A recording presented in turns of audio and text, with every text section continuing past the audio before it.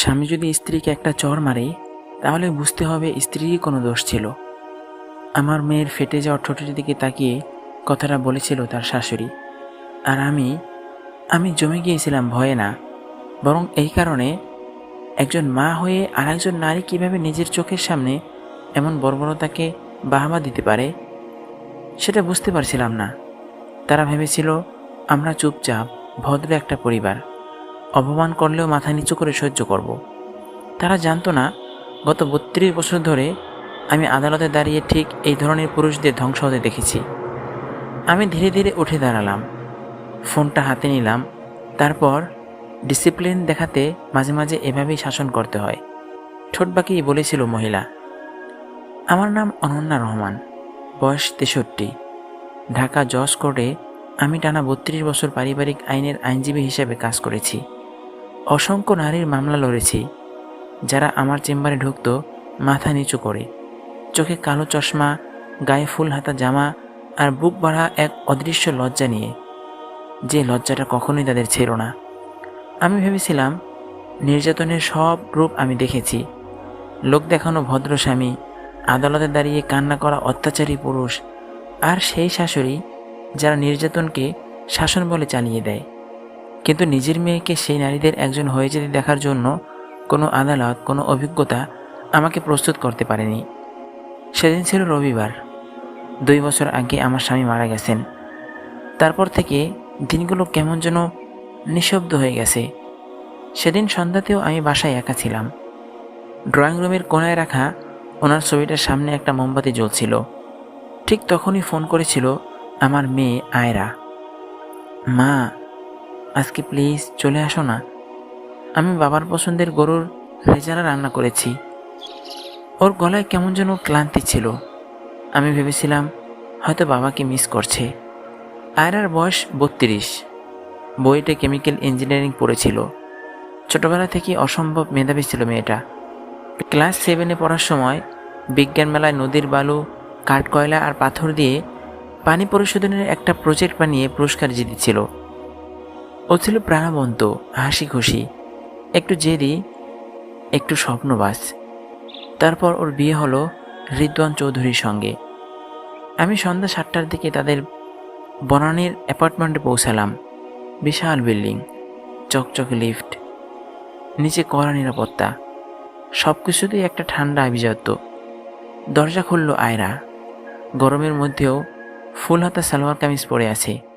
চুলগুলো, যেগুলো আগে সবসময় কোঁকড়ানো থাকতো, এখন জোর করে স্ট্রেট করা। আমাকে দেখে হাসলো ঠিকই, কিন্তু সেই হাসির মাঝেও ওর চোখ প্রথম রিদওয়ানকে খুঁজল। আমার বুকের ভিতর হালকা কেঁপে উঠল। রিদওয়ান পিছন থেকে বেরিয়ে এলো, মুখে ভদ্রতার হাসি নিয়ে। আসসালামু আলাইকুম আন্টি, আসুন। তার ঠিক পাশেই দাঁড়িয়েছিল ওর মা, শারমিন চৌধুরী। ভারী শাড়ি, গলা ভরা গয়না, তীব্র পারফিউম। আমাকে দেখে ঠোঁটের কোণে পাতলা একটা হাসি টেনে বললেন, আয়রা অনেক চেষ্টা করছে সংসার শিখতে। আমার ছেলে একটু পারফেকশন পছন্দ করে তো। সংসার শিখতে, কথাটা শুনেই বুকের ভিতর কোথাও ঠান্ডা একটা অনুভূতি ছড়িয়ে পড়ল। ডাইনিং টেবিলে বসার পর পুরো সময়টা আয়রা শুধু এদিক ওদিক দৌড়ে বেড়ালো। কারো প্লেটে খাবার তুলে দিচ্ছে, কারো গ্লাসে পানি ঢালছে। রিদওয়ান একবারও ধন্যবাদ দিল না। শারমিন চৌধুরী প্রতি 5 মিনিট পর পর খুদ ধরছিলেন, রেজালায় লবণ একটু কম, সালাদ এত মোটা করে কাটে। নতুন বউদের হাতের কাজ ভালো হতে সময় লাগে। প্রতিটি কথা ছোট ছোট সূচের মতো ছিল, আর প্রতিটা কথার পর আমার মেয়েটা যেন একটু একটু করে আরও ছোট হয়ে যাচ্ছিল। আমি খেয়াল করলাম আয়রার হাত কাঁপছিল, হয়তো ভয়ে, হয়তো অভ্যাসে। তারপর ঘটনাটা ঘটল। আয়রা পানির জগ তুলে রিদওয়ানের গ্লাসে পানি ঢালছিল। হঠাৎ হাতটা কেঁপে উঠল। এক ফোঁটা পানি পড়ল সাদা টেবিল ক্লথের উপর, শুধু এক ফোঁটা। পুরো ঘর নিস্তব্ধ হয়ে গেল। রিদওয়ান ধীরে ধীরে চামচ নামিয়ে রাখল। তারপর খুব শান্ত গলায় বলল, আয়রা, এটা কি করলে? আয়রা ঠোঁট কাঁপিয়ে বলল, সরি, আমি। কথাটা শেষ করতে পারল না। ঠাস, প্রথম চড়টা এত জোরে ছিল যে আমি পর্যন্ত কেঁপে উঠলাম। দ্বিতীয় চড়ের পর ও চেয়ার থেকে পড়ে গেল। তৃতীয় আঘাতে আমার মেয়ের শরীরটা মার্বেলের মেঝেতে ছিটকে পড়ল। আমি নড়লাম না, ভয়ে না, শকে না। আমার ভিতরের আইনজীবীটা তখন জেগে উঠেছে। আর ঠিক তখনই আমি সেই শব্দটা শুনলাম, তালি। শারমিন চৌধুরী ধীরে ধীরে হাততালি দিচ্ছিলেন। তার চোখে কোনো দয়া ছিল না, শুধু সন্তুষ্টি। এইভাবেই শিখবে, তিনি বললেন। অমনোযোগী মেয়েদের মাঝে মাঝে ঠিক করতে হয়। আমি ধীরে ধীরে উঠে দাঁড়ালাম। ব্যাগ থেকে ফোন বের করলাম। ঢাকা মেট্রোপলিটনের এক অতিরিক্ত কমিশনের নম্বরে কল দিলাম। বহু বছর আগে একটা বড় গার্হস্থ্য নির্যাতনের কেসে একসাথে কাজ করেছিলাম আমরা। হ্যালো কামরুল সাহেব, আমি অ্যাডভোকেট অনন্যা রহমান বলছি। বনানীর block G, orchid house, flat 12C। Domestic violence চলছে, ভিকটিম আহত। অবিলম্বে একটা টিম পাঠান। রেদওয়ানের মুখের হাসিটা মিলিয়ে গেল। আমি ফোনটা টেবিলের উপর রেখে ভয়েস রেকর্ডার অন করলাম। তারপর শান্ত গলায় বললাম, রেদওয়ান, একটু আগে তুমি যা করলে সেটা আবার বলো তো। আর আপনি? আমি শারমিন চৌধুরীর দিকে তাকালাম। আপনিও আবার বলুন, কিভাবে স্ত্রীকে শাসন করতে হয়? রেদওয়ান দাঁতে দাঁত চেপে বলল, আপনি এটা করতে পারেন না। আমি ধীরে ধীরে আয়নার পাশে হাঁটু গেড়ে বসলাম। ওর ঠোঁট ফেটে রক্ত বের হচ্ছে, গাল লাল হয়ে ফুলে গেছে। চোখে এমন একটা ভয় যেটা নতুন না, অনেক পুরনো। আয়রা খুব আস্তে বলল, মা, আমি দুঃখিত। আমার বুকের ভিতরটা মোচড় দিয়ে উঠল। আমি ওর মুখ 2 হাতে ধরে বললাম, মাপ চাইবি না, আজ থেকে তোর হয়ে আমি কথা বলবো। রেদওয়ান আমাদের দিকে এগিয়ে আসতেই আমি এক আঙ্গুল তুলে থামিয়ে দিলাম। আর এক পা সামনে আসবে না, না হলে ভয় দেখানো, হুমকি দেওয়া সবকিছু চার্জ যোগ হবে। শারমিন চৌধুরী ঠান্ডা হাসলেন। এত নাটক করার কি আছে, স্বামী স্ত্রীর ব্যাপার। আমি এবার সোজা হয়ে দাঁড়ালাম। তারপর ধীরে ধীরে বললাম, না, এটা এখন অপরাধস্থল। প্রায় 15 মিনিট পর নিচে পুলিশের সাইরেনের শব্দ শোনা গেল। লাল নীল আলো এসে পড়ল ড্রয়িং রুমের কাছের দেয়ালে। পুলিশ এসে রিদওয়ানের হাতে হাত করা পরানোর সময় সে আমার দিকে তাকিয়ে বলল, আপনি জানেন না আপনি কার সঙ্গে লাগছেন। আমি শান্তভাবে রেকর্ডারটা ব্যাগে রেখে বললাম, না, তুমি জানো না তুমি কার গায়ে হাত তুলেছ। ওদের নিয়ে যাওয়ার পর আমি মেঝেতে বসে আয়রাকে জড়িয়ে ধরলাম। ও কাঁপছিল। ঠিক তখনই ওর কামিজের হাতে একটু সরে গেল, আর আমি দেখলাম পুরনো কালচে দাগ, নতুন নীলচে আঘাত, আঙ্গুলের চাপের মতো চিহ্ন। আমার নিঃশ্বাস আটকে গেল। এটা আজকের ঘটনা না, আজ শুধু প্রথমবার ওরা আমার সামনে মুখোশ খুলেছে। আর তখন আমি জানতাম না সবচেয়ে ভয়ঙ্কর সত্যটা এখনো বাকি। রাতে আয়রাকে হাসপাতালে নেওয়া হলো। ঢাকা মেডিকেলের জরুরি বিভাগের সাদা আলোয় ওর মুখটা আরও ফ্যাকাশে লাগছিল। ঠোঁট সেলাই করা হয়েছে, গালে বরফ দেওয়া হয়েছে, কিন্তু চোখের ভিতরের ভয়টা কমেনি। আমি ওর পাশে বসেছিলাম, কোনো কথা বলছিলাম না, কারণ এই মুহূর্তে কোনো শব্দই যথেষ্ট ছিল না। দরজার বাইরে পুলিশ অফিসাররা রিপোর্ট নিচ্ছিল।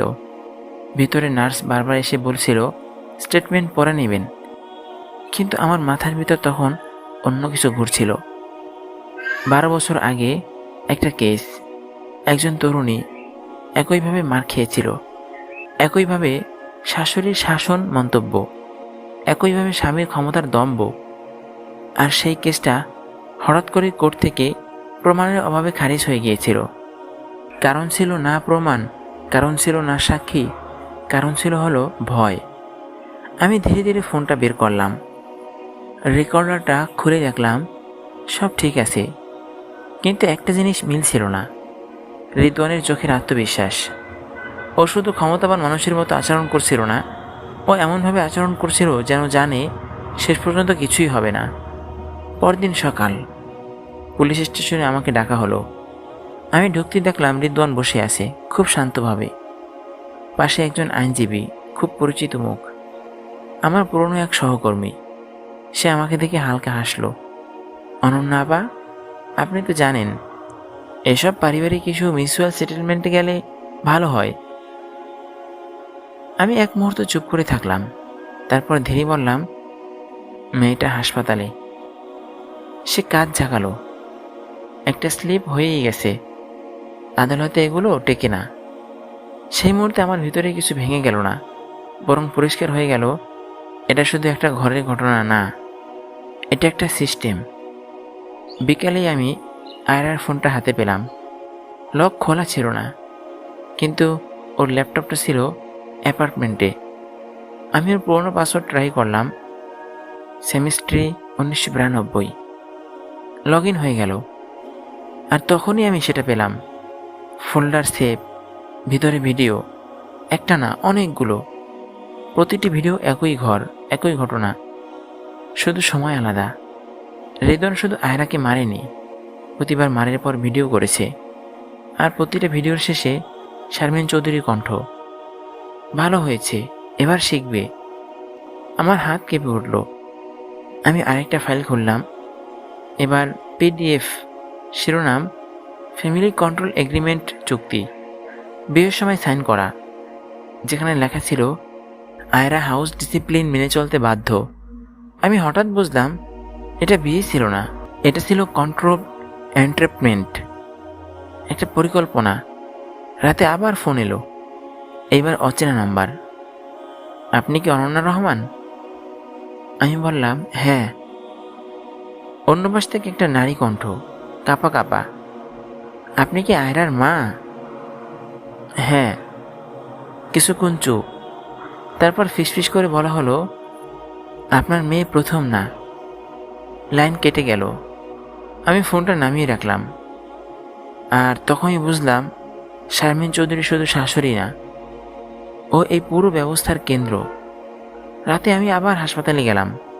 আয়রা জেগেছিল। আমাকে দেখে শুধু বলল, মা, তুমি কি আমাকে এখান থেকে বের করতে পারবে? আমি ওর হাত ধরলাম। এবার আমার কণ্ঠ স্থির। আমি শুধু তোকে বের করব না, আমি এই পুরো জিনিসটা শেষ করব। 3 দিন পর কোর্টের শুনানি শুরু হলো। ভিডিও প্রমাণ, ফোন রেকর্ড, সাক্ষী সব জমা পড়ল। রিদওয়ান প্রথমবারের মতো অস্থির হলো। শারমিন চৌধুরী তখনও শান্ত। শেষ মুহূর্তে ও উঠে দাঁড়ালো। আপনারা ভুল করছেন, এটা পারিবারিক শাসন। আমি তখন প্রথমবার তার দিকে পুরোপুরি মনোযোগ দিয়ে তাকালাম। তারপর বললাম, আপনি জানেন আমি গত 32 বছর কি করেছি? আমি ঠিক এই ধরনের শাসনকে অপরাধ হিসেবে প্রমাণ করেছি। ঘর নিস্তব্ধ। রায় ঘোষণার দিন আদালতে রিদওয়ানকে গ্রেফতারের নির্দেশ দিল। শারমিন চৌধুরীর বিরুদ্ধে তদন্ত শুরু হলো অর্গানাইজড ডোমেস্টিক অ্যাবিউজ ফেসিলিটেশন ধারায়। রায় শোনার সময় আয়রা আমার পাশে দাঁড়িয়েছিল। ওর হাত আর কাঁপছিল না, শুধু চোখে জল ছিল। বাইরে বেরিয়ে এসে ও হঠাৎ বলল, মা, আমি একটু আবার মানুষ হতে পারবো? আমি ওর কপালে হাত রাখলাম। তুই কখনোই অমানুষ ছিলি না, তুই শুধু অনেক দিন ধরে ভুল ঘরে বন্দি ছিলি। সেদিন সন্ধ্যায় সূর্য ডুবছিল। আয়রা প্রথমবারের মতো স্বাভাবিকভাবে শ্বাস নিচ্ছিল। আর আমি বুঝতে পারলাম সব কেস জেতা যায় না, কিছু কেস শুধু লড়তে হয়, যাতে কেউ আর চুপ না থাকে। কারণ ন্যায় বিচার কখনো জোরে আসে না, কিন্তু একবার এলে সেটা থেমে যায় না।